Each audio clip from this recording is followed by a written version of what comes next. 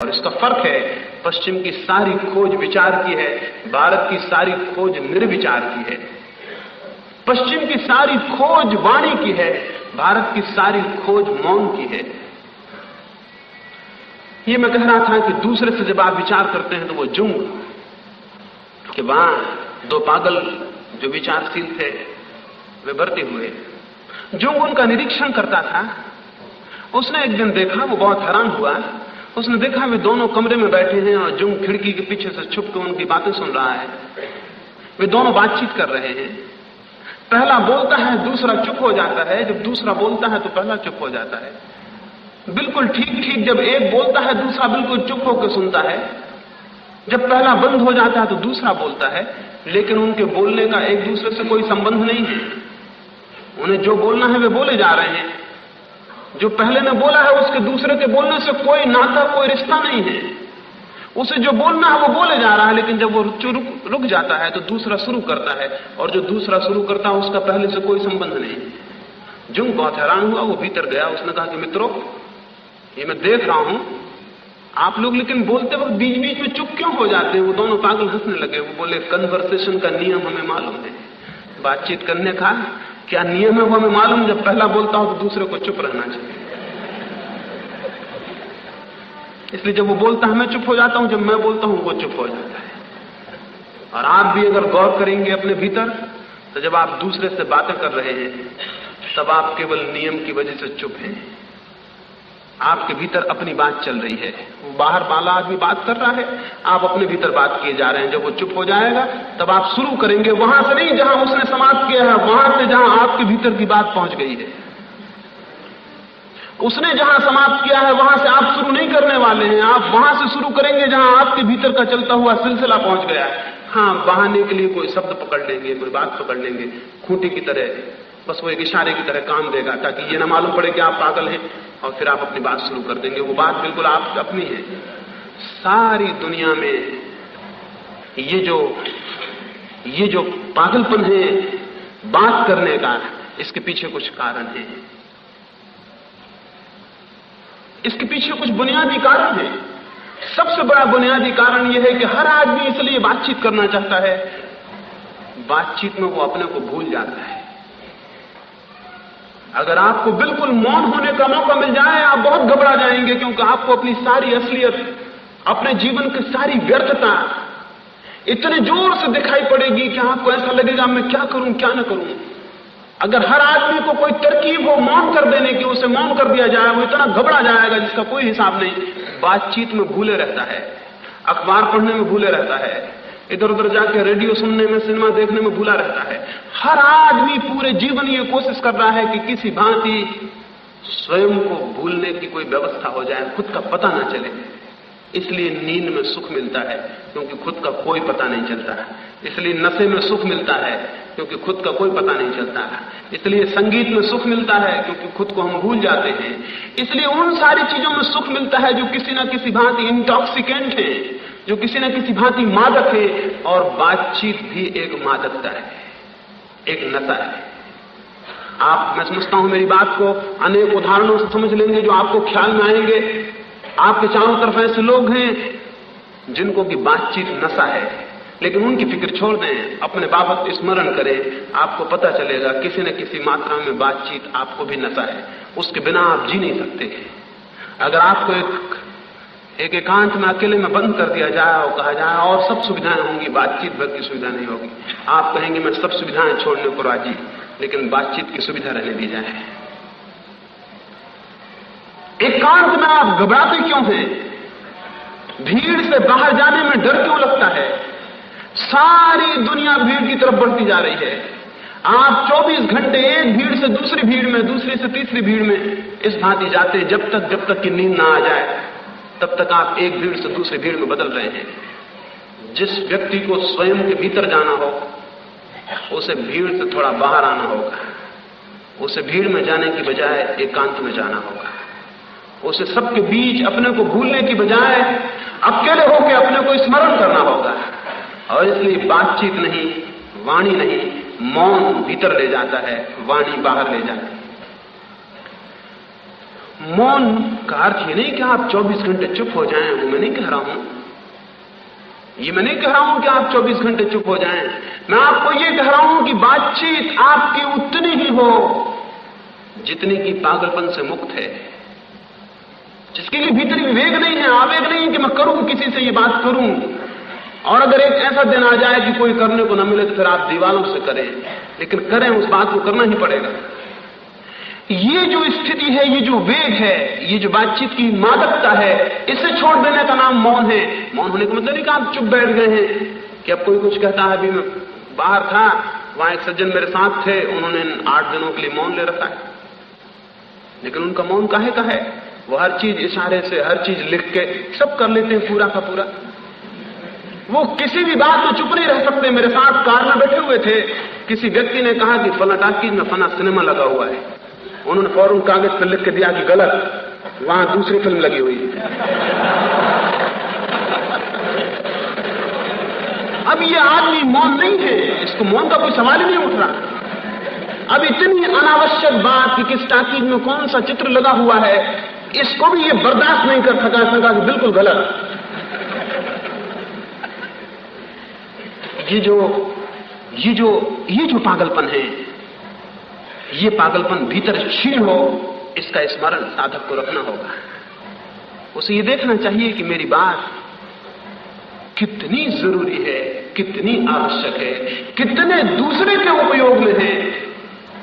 कहीं वो मेरे पागलपन से तो नहीं निकलती, वो दूसरे की आवश्यकता से निकलनी चाहिए। बस इतना ही मैं फर्क करता हूं पागल की बातचीत में और उनकी बातचीत में जो कि जानते हैं, जो कि पागल नहीं है। उनकी बातचीत दूसरे की आवश्यकता से निकलती, पागल की बातचीत अपनी आवश्यकता से निकलती, वो उसकी मजबूरी है। एक तो यह है कि मुझे जरूरत हो इस रुमाल क्यों मैं उठाऊं, ये एक बात है। और मुझे कोई भी जरूरत नहीं इस रुमाल को उठा के यहां रखूं, उस सामान को उठा के वहां रखूं, कोई जरूरत नहीं है। लेकिन मुझे एक भीतरी वेग है कि मैं चीजों को यहां वहां उठा के रख रहा हूं, तो आप कहेंगे आप पागल हैं। अगर मैं जरूरत से उठा रहा हूं तो ठीक है, अगर गैर जरूरत उठा के रख रहा हूं तो पागल हूं। बुद्ध के पास एक व्यक्ति गया, वो बैठ के अपने पैर का अंगूठा हिला रहा था। बुद्ध ने कहा मित्र जरा देखो तुम्हारा पैर का अंगूठा हिल रहा है। उस आदमी ने जल्दी से पैर का अंगूठा रोक लिया। बुद्ध ने पूछा कि क्या मैं ये पूछूं कि अंगूठा किस लिए हिला रहे थे? उस आदमी ने कहा यूं ही हिलता था। बुद्ध ने कहा तुम्हारा अंगूठा और यूं ही हिले, ये पागलपन का लक्षण। यूं ही क्यों हिलेगा? आपको पता है आप यूं ही सिर हिला रहे हैं, यूं ही पैर हिला रहे हैं, क्यों?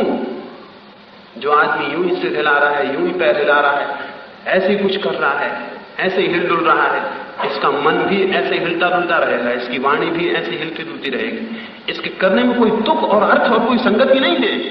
बस इसके भीतर तो कुछ वेग है जो इसे पागल किए जा रहे हैं, कुछ भी किए जा रहा है। इसकी सारी की सारी क्रियाएं विक्षिप्त हैं। ये विक्षिप्तता क्षीण हो और अपनी वाणी, अपने विचार, अपने व्यवहार के प्रति ये सम्यक बोध हो कि जो आवश्यक है वो हो, जो अनावश्यक है उसे क्षीण होना चाहिए। अगर ये सजगता हो तो आपको खुद ही अपना पागलपन दिखाई पड़ेगा। खुद ही आप सुबह से उठ के बगल के पड़ोसी के घर में चले जा रहे हैं, किस लिए? आपने अखबार पढ़ लिया है असल में, और अब आपको उसे कुछ ना कुछ बताना है जो आपने अखबार में पढ़ लिया। आप उठे हैं चले जा रहे हैं, बिल्कुल अनावश्यक है। वहां जाके आप रास्ते में हैं कि कोई मौका मिले कि मैं कहूं, इसको जरा देखें अपने भीतर कि आप बातचीत करने के लिए कैसे पीड़ित हैं। मौन का अर्थ है कि ये जो पीड़ितपन है, ये जो विक्षिप्तता है, इसे क्षीण करने की जरूरत है। बाहर से बहुत संबंध एकदम शून्य हो जाएगा। अगर दुनिया में अधिकतम लोग केवल उतना बोलता हूं जितने की बाहर की परिस्थिति की जरूरत है और चुप रह जाते हूं, इस दुनिया में बहुत उपद्रव बंद हो जाएंगे, बहुत झगड़े, बहुत फिसाद, बहुत संघर्ष बंद हो जाएंगे। इस दुनिया में शायद बहुत शांति इकट्ठी घनीभूत हो जाए। यही लोग हैं जो निरर्थक बोल रहे हैं, जो निरर्थक वाणी का उपयोग कर रहे हैं। यही लोग हैं जो दुनिया की आधी विपत्तियों और उत्पात के कारण हैं। लेकिन दुनिया के लिए हो, ये खुद के लिए बहुत उत्पात के कारण है। इनका भीतर की तरफ गमन नहीं हो पाता। क्योंकि बातचीत के लिए दूसरे की जरूरत है और मौन के लिए केवल अपने होने की जरूरत है। बातचीत के लिए हमेशा दूसरा अनिवार्य है, मौन के लिए कोई अनिवार्य नहीं है। तो जिसे अपने भीतर जाना है, बातचीत उसका रास्ता नहीं हो सकता। मौन वाणी नहीं, मौन उसका रास्ता होगा। मौन को साधने का, मौन को स्मरण पूर्वक व्यवस्थित करने का, मौन की तरफ क्रमशः गति रखने का और बोध रखने का। फिर ये भी हो सकता है आप बाहर बोलना बंद कर दें और भीतर बोलना चले तो वो मौन नहीं होगा। बाहर बोलना कम हो, छीन हो, ये प्राथमिक चरण है। दूसरा महत्वपूर्ण चरण ये है कि भीतर व्यर्थ की बातचीत बंद हो। आपके भीतर 24 घंटे चल रही है, उठते बैठते आप कुछ ना कुछ भीतर चल रहा है, कर कुछ रहे हैं, मन कुछ और कर रहा है। अगर आप थोड़े सजग हों तो आपको भीतर लगेगा ये मन कैसा पागल है, ये क्या हो रहा है। अगर आपसे मैं कहूं कि थोड़ी देर जो भी मन में चलता हो एक कागज उठा के ईमान से लिखने चले जाएं, तो आपको बड़ा डर लगेगा कि इसे कोई पढ़ ना ले। क्योंकि आपको लगेगा इसे कोई पढ़ेगा तो क्या सोचेगा। मुझे तो एक समझदार आदमी समझा जाता है, ये बातें मेरे भीतर कैसे चलती हैं। अगर दुनिया के हर आदमी के मस्तिष्क को खोलने का कोई उपाय हो तो हर आदमी हाथ जोड़ कर प्रार्थना करने लगेगा, कृपा कर मेरे मस्तिष्क को मत खोलिए, कहीं सबको पता ना चल जाए कि इसके भीतर ये बातें चलती। हर आदमी के भीतर मस्तिष्क बिल्कुल ही पागल स्थिति में है। इस पागल स्थिति को भी सजगता से बोधपूर्वक ये देख के कि व्यर्थ बात चल रही है, तत्क्षण उसे छोड़ दें। स्मरण पूर्वक देखें ये व्यर्थ की बात चल रही है, उसे छोड़ दें, उसके धागे को हाथ से छोड़ दें। क्योंकि कोई बातचीत आपके बिना सहारे के नहीं चल सकती। आपका सहयोग है इसलिए चलती है। आपका असहयोग हो, बंद होना पड़ेगा, टूटना पड़ेगा, जाना पड़ेगा। जिस बात और जिस विचार के पीछे आपका सहयोग है वही चल सकता है आपके भीतर, और कुछ नहीं चल सकता। आपके भीतर आपके बिना सहयोग के न कोई वासना चल सकती है, न कोई विचार चल सकता है। इसे स्मरण रखें, आपका सहयोग आपकी हर स्थिति में है। अगर आप अपने सहयोग को खींच लें और भीतर असहयोग साधें तो जो भी गलत है उसके प्राण अपने से निकल जाएंगे। उसके प्राण आपके सहयोग में, वो आपके कोऑपरेशन से चलता है। तो जो जो बातें व्यर्थ मालूम पड़ती हों भीतर, उनसे अपने सहयोग को खींच लें, अलग कर लें। वे गिरने लगेंगे, वे टूट जाएंगे। ऐसा क्रमशः अभ्यास, क्रमशः साधना से धीरे धीरे भीतर भी मौन आना शुरू हो जाता है। बाहर के जगत के प्रति मौन का भाव। पहला चरण, बाहर वाणी असम्यक अनावश्यक न हो, भीतर अनावश्यक व्यर्थ की विचार श्रृंखलाएं न चले, उसके साथ असहयोग, उसके लिए असहयोग। दूसरी खूंटी जो और भी गहरी है, और वो है, मैंने कहा, एक तो मौन साधना, दूसरा शांति साधना। मौन का संबंध बाहर के जगत से है, बाहर के प्रति मुखरता को छीन कर देना, बाहर के जगत से विचार से संबंधित होने को छीन कर देना। और शांति का संबंध स्वयं के भीतर एक भावबोध से है। जीवन में बहुत कुछ हो रहा है। सुकरात जब मरने लगा और जब उसे जहर दिया जाने लगा तो उसके मित्रों ने कहा, उपाय हो सकता है कि हम आपको बचा के ले चलें, रात को हम जेल तोड़ के आपको निकाल के ले सकते हैं, व्यर्थ अपने हाथ से मृत्यु को क्यों वरण करना। सुकरात ने कहा, क्या तुम मुझे ये विश्वास दिलाते हो कि फिर तुम मुझे मरने नहीं दोगे। सुकरात ने कहा, क्या तुम मुझे विश्वास दिलाते हो कि मैं जेल से भाग जाऊं, मुझे जहर न दिया जाए तो फिर तुम मुझे मरने नहीं दोगे। वो मित्र बोले, ये तो मुश्किल है, ये हम कैसे विश्वास दिला सकते हैं, मरना तो पड़ेगा ही। सुकरात ने कहा, जब मरना ही पड़ेगा तो फिर मृत्यु की बात मुझे अशांत नहीं करती। सुकरात ने कहा, जब मरना ही पड़ेगा तो फिर मृत्यु की बात मुझे अशांत नहीं करती। फिर मृत्यु सामने खड़ी हो तो मैं शांत रहूंगा, जब मरना ही पड़ेगा, जब कोई विकल्प ही नहीं है तो फिर मैं शांत हूं। मैं फिर मृत्यु के प्रति संभाव रख पाता हूं। शांति का अर्थ है जीवन के प्रति जो हो रहा है बाहर के जगत में, उसके प्रति अनुद्विग्न चित्त की दशा। क्योंकि जो भीतर उद्विग्न हो जाएगा, उद्विग्नता मनुष्य को फिर बाहर फेंक देती है। मनुष्य की चेतना को बाहर फेंकने के जो तूफान है वे उद्विग्नता के हैं। जैसे ही आप उद्विग्न हुए आप बाहर फेंक दिए जाते हैं। जो जितना उद्विग्न होता है उद्विग्नता की लहरें उतना ही दूर से बाहर फेंक देती है। जो जितना अनुद्विग्न है, जो जितना शांत है, उतना ही बाहर की लहरें उसे कंपित नहीं कर पाती। बुद्ध एक गांव से निकले, कुछ लोगों ने गालियां दी, कुछ लोगों ने गांव के बाहर जाके अपमान किया। बुद्ध ने कहा, मित्रों तुम्हारी बात पूरी हुई हो तो मैं जाऊं, मुझे दूसरे गांव पहुंचना है। लोगों ने कहा, ये कोई बात है, हमने गालियां दी हैं। बुद्ध ने कहा, तुमने गालियां दी होंगी, लेकिन मैंने वर्षों हुए तब से गालियां लेना बंद कर दिया। हमने कहा, गालियां लेना भी कोई बंद कर सकता है? बुद्ध ने कहा, निश्चित। मैंने उन सारी चीजों को लेना बंद कर दिया है जो मेरे भीतर उद्विग्नता पैदा करती थी। क्योंकि देने का हाथ तुम्हारे बस में है, लेकिन लेना ना लेना हमेशा मेरे बस में है। तुमने गालियां दी, हम क्षमा चाहते हैं, हम लेने में असमर्थ हैं, अपनी गालियां वापस ले जाओ। क्योंकि दूसरे गांव में मैं अभी गया था, वो मेरे लिए बहुत से मिष्ठान लाए थे, मेरा पेट भरा था। मैंने कहा, मित्रों मेरा पेट भरा है, मैं लेने में असमर्थ हूं। वो थालियां वापस ले गए। जैसे वो अपनी थालियां वापस ले गए, मैं दुखी हूं, तुम्हें भी अपनी थालियां वापस ही ले जानी पड़ेंगी। तुम बिल्कुल गलत आदमी के पास आ गए हो। चित्त में शांति का अर्थ है बाहर के जगत में जो भी हो रहा है उसमें से निरंतर आप पर आघात पड़ रहे हैं। जब तक जीवन है तब तक आघात है, तब तक हवाओं के थपेड़े आपको लगेंगे, बाहर से क्रोध के तूफान आएंगे, बाहर से अपमान आएगा, बाहर से असफलता आएगी, दुख आएंगे, पीड़ाएं आएंगी, वो सब आप पर आक्रमण करेंगी। अगर आप उनसे उद्विग्न होते हैं तो वो सफल हो जाती हैं और आपको बाहर ले जाती हैं। अगर आप अनुद्विग्न खड़े रहते हैं और कहते हैं क्षमा करें, मैं उस कुछ को भी लेने में समर्थ नहीं हूं, उस कुछ को भी लेने में समर्थ नहीं हूं जो मुझे बाहर फेंक देता है, तो आज नहीं कल ये बोध, ये अस्वीकार, ये इनकार।